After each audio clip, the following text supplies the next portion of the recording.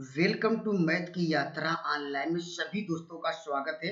दोस्तों हम डिस्कस कर रहे हैं प्रोबेबिलिटी एकदम जीरो लेवल से मैं समझाने का प्रयास करता हूं, एकदम बेसिक से मैं एकदम ट्रिकी सॉल्यूशन बताता हूं जिससे मेरा सिलेक्शन हुआ था। दोस्तों आप भी सेलेक्ट हो जाएंगे, बस का कॉन्सेप्ट नोट करते रहिए और उसको ध्यान से समझते रहिए। और जैसे जैसे मैं जो कॉन्सेप्ट बताता हूं आप प्रैक्टिस लगातार करिए, ठीक है। जितना प्रैक्टिस करेंगे उतना ही आप पेपर में बेटर से बेटर कर पाएंगे, ठीक है। चलते हैं क्वेश्चन पे। देखिए यहाँ पर इस सवाल का उत्तर दीजिए। देखिए आप दोस्तों आपको क्या नोट डाउन करिए। देखिए पिछले लेक्चर में हमने बताया था यहाँ पर क्या लिया था, यहाँ पर दो डाइस का कंसेप्ट लिया था, ठीक है।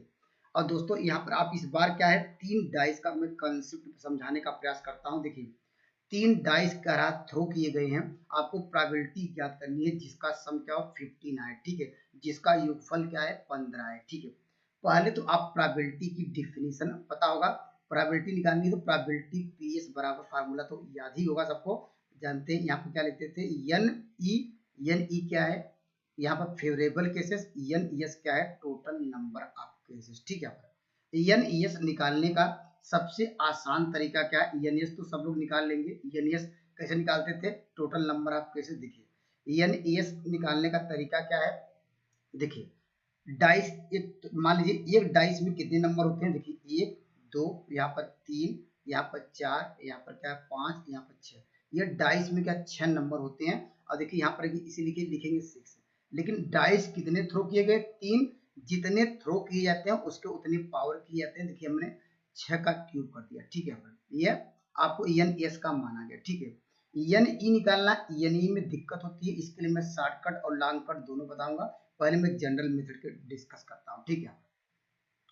पहले आपको बनाना पड़ेगा तीन तीन का पेयर, ठीक है। तीन तीन का ही पेयर क्यों बनाएंगे ये भी डिस्कस कर लेते हैं। देखिए ए बी सी तीन नंबर है और तीनों नंबरों का सम कितना होना चाहिए, अगर इन दोनों का जोड़ा जाए, तीन तीन का पेयर बनाइए, सम कितना होना चाहिए। ये दोस्तों ये कह रहा कि 15 आए, यही कह रहा सवाल में। देखिए कह रहा तीनों नंबरों का सम, यहाँ पर तीन डाइस को अगर थ्रो किया गया तो ऐसे नंबर्स आपको निकालने हैं जो यहाँ पर तीनों योग क्या है 15 आए, ठीक है। यहाँ पर एबीसी का एबीसी क्या है, यहाँ पर जो डाइस पे नंबर होते हैं यहाँ पर देखिए पहला आपको क्या निकालना पड़ेगा। देखिए पहला नंबर क्या हो सकता है, आप जानते हैं ऐसा इसलिए बना रहे हैं क्योंकि दोस्तों यहाँ पर 3 डाइस थ्रो किए गए, ठीक है।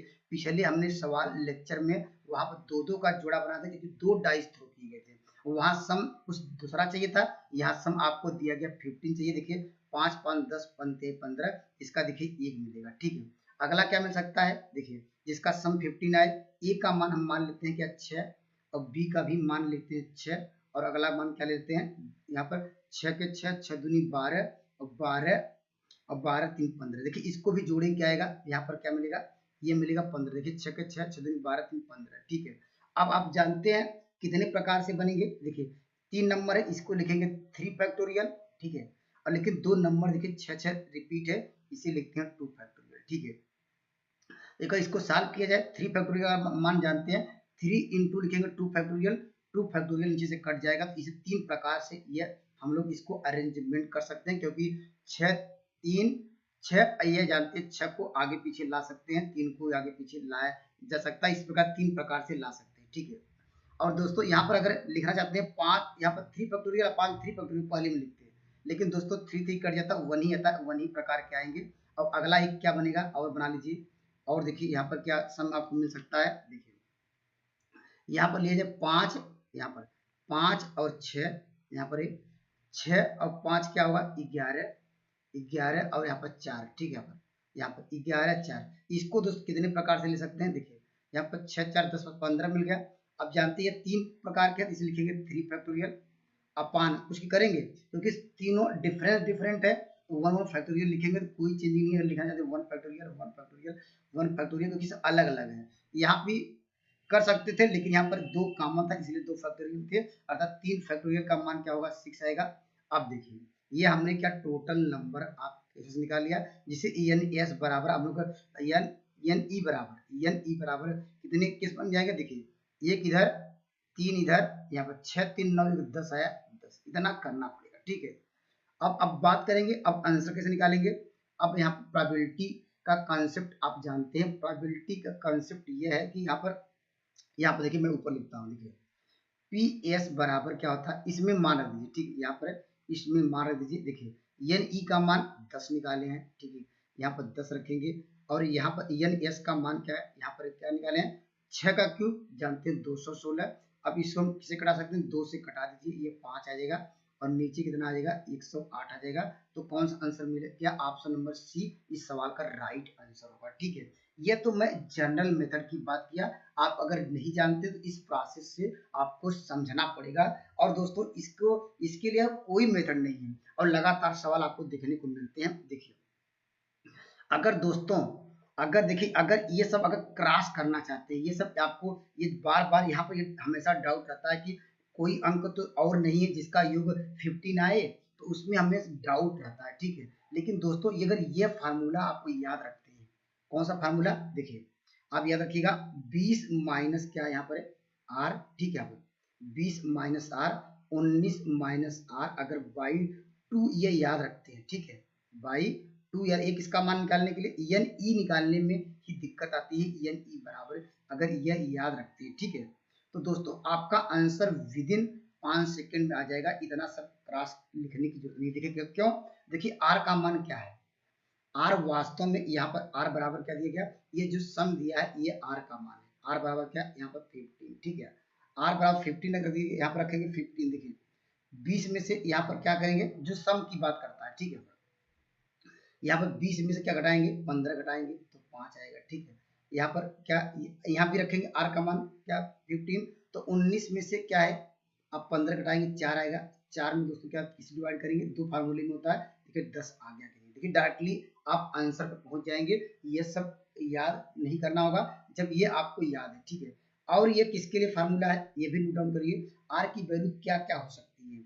आर की वैल्यू यहाँ पर आर का जो मान है, जब योग कितना हो, योग जब दोस्तों क्या पूछे, ये 13 पूछे, ठीक है, 13 पूछे, 14 पूछे, 15 पूछे, इसे 15 पूछ लिया, 16 पूछे, 17 पूछे, 18 तक पूछे, ठीक है, 19 रखेंगे, 19 में से घटाएंगे 0 आएगा, यानी का मान कभी 0 नहीं आएगा।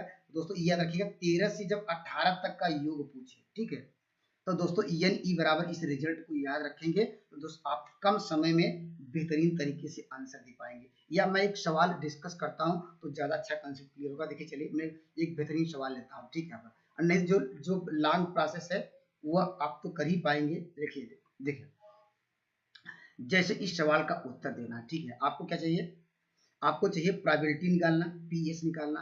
पहले तो फार्मूला आपको पता होगा, एन ई अपान क्या होता है, एन एस, ठीक है, एन एस निकालने में कोई दिक्कत नहीं है, एन एस निकाल लेंगे कैसे, हमने कहा कि यहाँ पर ये कितने 3 पास से फेंके गए, अब जानते हैं नंबर क्या होगा, 6 क्यूब है, अर्थात 216 आ जाएगा, तो इसमें कोई दिक्कत नहीं है, ठीक, ये आसान है, ठीक है।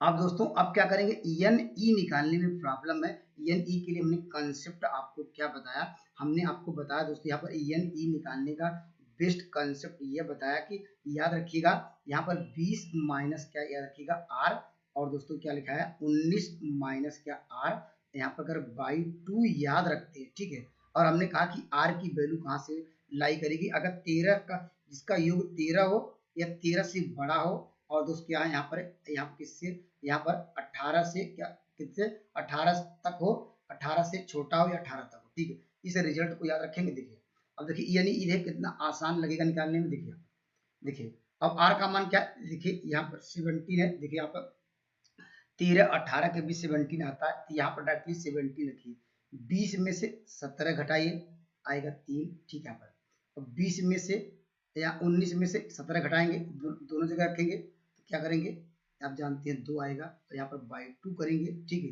प्लस आगे बढ़ेंगे। अब प्लस इसलिए किए क्योंकि आर आ गया, जब भी यथवा की आप बात आती है प्रोबेबिलिटी में हम लोग क्या करते हैं, जोड़ते हैं, ठीक है। अब क्या करना होगा, 20 माइनस 18 करना होगा तो आएगा 2, ठीक है, यहाँ पर 19 माइनस 18 करेंगे, 1 आएगा, बाई 2 आएगा, तो इसको हम देखिए आसानी से इसे कटा सकते हैं, ये भी कटा सकते हैं, हमारे पास क्या मिल गया 4, ठीक है, ये प्रोबेबिलिटी निकल गई। तो प्रोबेबिलिटी बराबर, अब प्रोबेबिलिटी तो निकाल सकते हैं, देखिए यहाँ पर हम यहाँ पर पी एस निकाल सकते हैं, यही पे मान रख दीजिए, देखिए यहाँ पर चलिए यहीं पर एन ई का मान निकाल लिए, देखिए 4 आया, ठीक है, यहाँ पर और इसका मान क्या आया 216 आया, 216 को हम किससे डिवाइड कर सकते हैं, देखिए ये क्या होगा 4 5 20 होगा। यहाँ पर ऑप्शन नंबर इसका यह हो जाएगा, option number C right answer हो जाएगा। तो कॉन्सेप्ट क्लियर हो गया, लेकिन इस रिजल्ट को याद रखिएगा, आपका समय बचेगा, ठीक है। या नोट डाउन करिए दोस्तों। यहाँ पर अगर मान लीजिए यहाँ पर देखिए ऐसे आ जाए 3, अगर मान लीजिए 3 जिसका सम 3 हो या 3 से बड़ा हो, ठीक है, या किससे 8 से छोटा, या 8 हो या 8 से छोटा हो, उसके लिए क्या याद रखेंगे, एन ई बराबर, ठीक है, एन ई बराबर आर माइनस 1, याद रखिएगा आर माइनस 2, यहाँ पर क्या बाई 2।